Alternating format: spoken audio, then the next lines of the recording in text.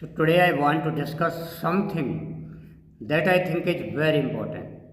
Here is a ceasefire now between Iran and United States, but most analysts expect that this war will resume in a week, 2 weeks, or in a month. But it will resume because it is impossible for the United States and Iran to come to a mutually beneficial and satisfying arrangement. So today I want to look at how this war will evolve. It's really the first war of 21st century. Welcome to the Global Affairs Academy. Guys, if you are new on the channel, subscribe now for such new international updates. So I want to explain you how warfare has evolved these past few 100 years. So the simplest way to fight a war is you would destroy a state's capacity to fight by killing as many soldiers as possible. You could arrange to fight the enemy on a battlefield. So what you had to do was you had to destroy the state's capacity to produce, to manufacture.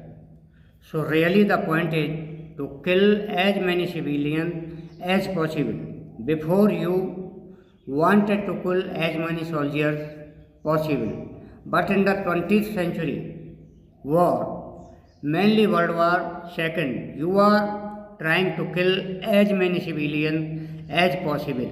But in the 21st century, it's different because we have nuclear weapons now and there are too many people. So it is impossible to kill everyone. If you use nuclear weapon, then others will use nuclear weapon on you.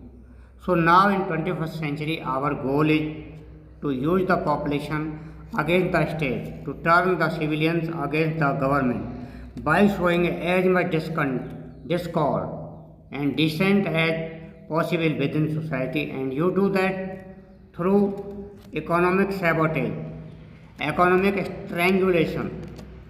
So that is the argument I will make to you today. The first thing I look at is why is it that we have 8 billion people? 8 billion people are living on this planet, and for most of us we use this is a tremendous achievement. But if you think about it, it is not that nice because there are not that many resources to share. There is not that much space. In fact, if it were not for fertilizers, we would only be able to support 1 to 2 billion people.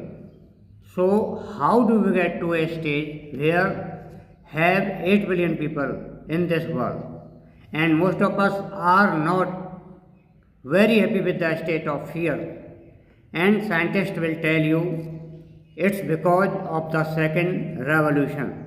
It's because of the revolutionary technology and understanding that is allowed us to progress. That is not true. Okay, the real reason is because of the nation state, and the nation state, it is a revolution in politics that came to us because of the French Revolution. Right? So the main architect of the French Revolution, his name is Jean-Jacques Rousseau. He was not French, he was actually a Swiss, but he is important because he developed the theory that underpinned the French Revolution called social contract theory. Before, we did not really think about what the individual's relationship with the state was. Basically, you were born into community and you just did what tradition and custom and family asked you to do.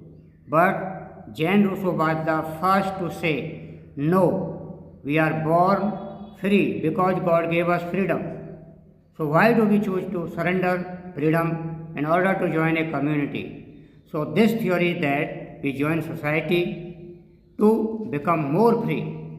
So we together, all of us together, we create something called a common will and think of this as democracy.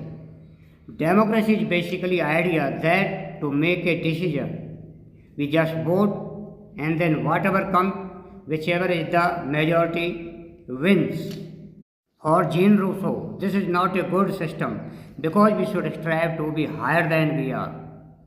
We should strive for total freedom, and that is the idea of the general will. The common will is who we are, the general will is who could be if we come together as a people. And the best way to understand the general will is through that is the theory of categorical imperative.